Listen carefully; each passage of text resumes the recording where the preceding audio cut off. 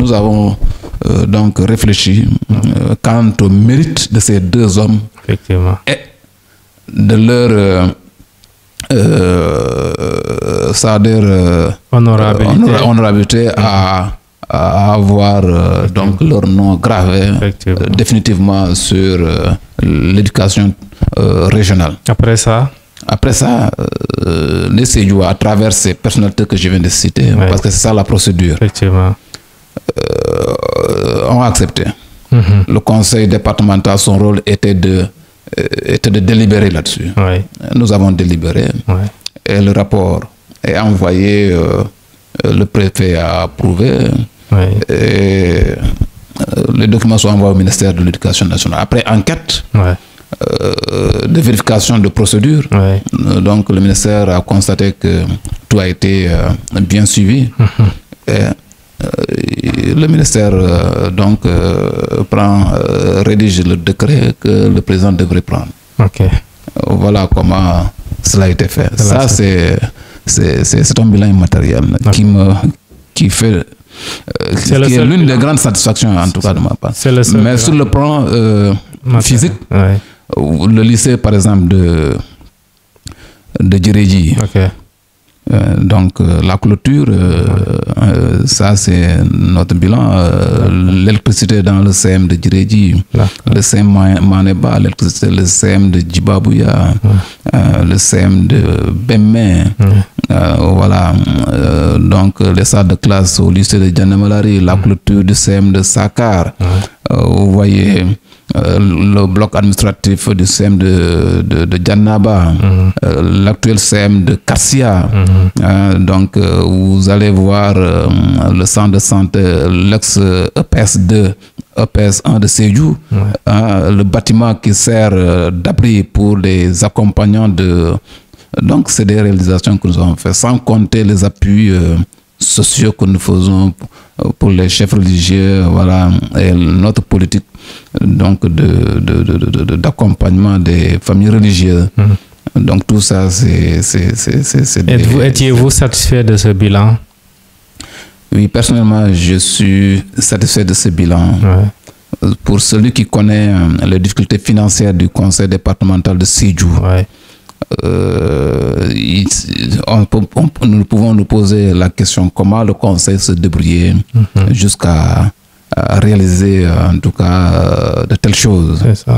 La masse salariale avait explosé bien avant que moi-même je sois là, mais nous avons maintenu les agents et nous avons recruté d'autres avec de très bons salaires, effectivement, sur le plan social et de l'économie donc régionale. C'est très important.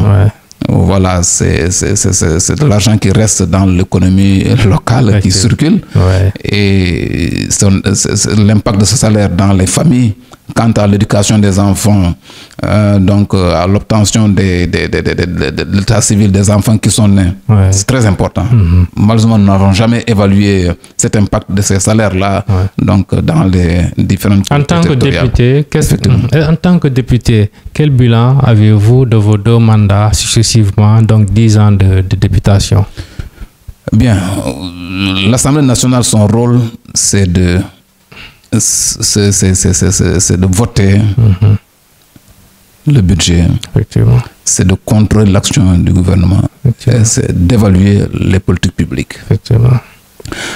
En ce qui concerne le vote, nous avons voté, personnellement, nous avons voté tous les budgets des différents ministères qui ont comme impact les infrastructures à Sédhiou. Nous avons voté tout le budget. Et vous savez que le budget, avant d'être voté, il y a on débat, ou des débats qui sont posés. Oui. Les débats à huis clos, ça, ce sont des commissions. Et les débats en plénière. Donc, pendant ces débats, j'ai toujours pris la parole pour défendre les projets qui doivent être réalisés à Sédhiou et dans le pays, effectivement.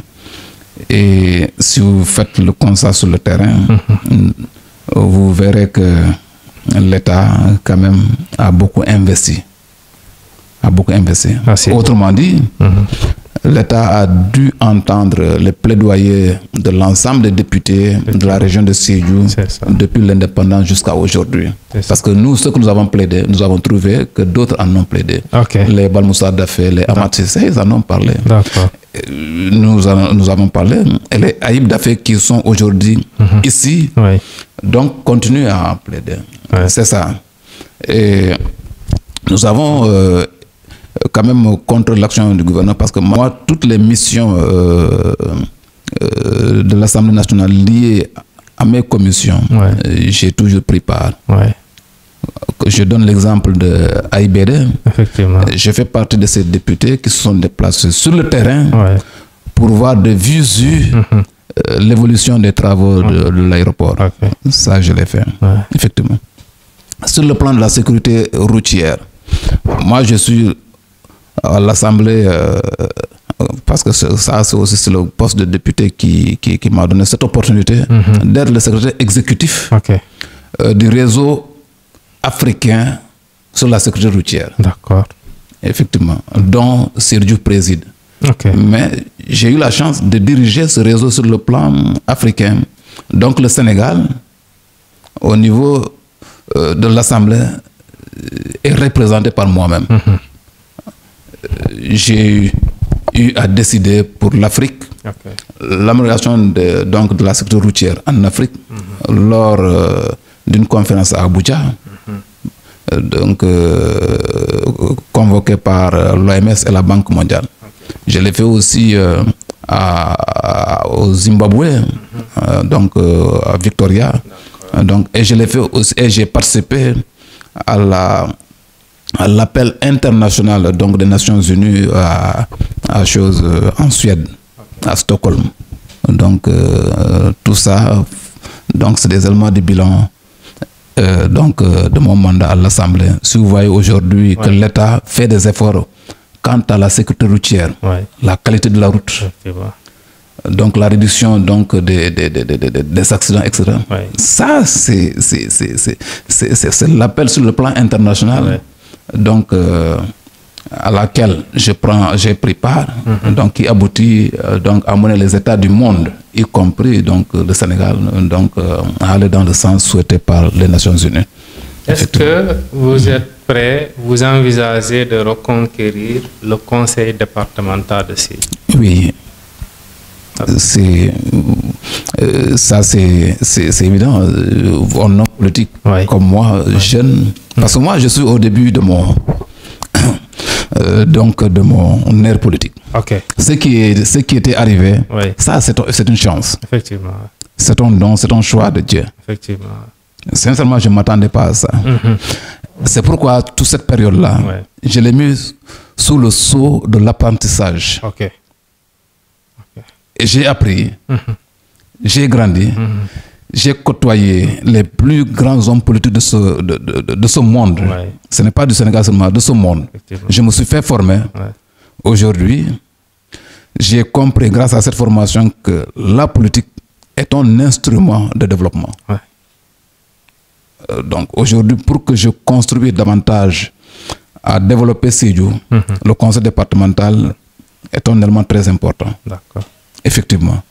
Donc, politiquement, quelle base politique vous avez, quelles sont les bases que vous allez mettre en place, des idées, des perspectives, des conditions? Je vais m'appuyer d'abord sur ce que j'ai construit depuis par le passé. J'ai un appareil qui est mon parti, l'APR, dont je suis le coordinateur jusqu'à présent. Et j'ai coordinateur régional. Départemental jusqu'à présent. J'ai j'ai de très bonnes relations avec les Sédiois, effectivement. Et de faire l'enseigne que ce projet soit viable et vie, non pas pour vous, mais pour le pays. Parce que dès que vous créez, le projet ne vous appartient plus. Parce que la faillite aura des conséquences. Aujourd'hui, vous avez un employé, certainement. Il y a d'autres, il y en a 3 autres. Sans compter ceux qui vous suivent à travers vous ont des informations du pays. Effectivement. Donc, dites-vous, certes, c'est vous qui avez pensé le projet, mais le projet ne vous appartient plus maintenant. Il devient un bien public. Personnellement, vous aurez, en tout cas, mes prières et mon accompagnement, si nécessaire. Effectivement.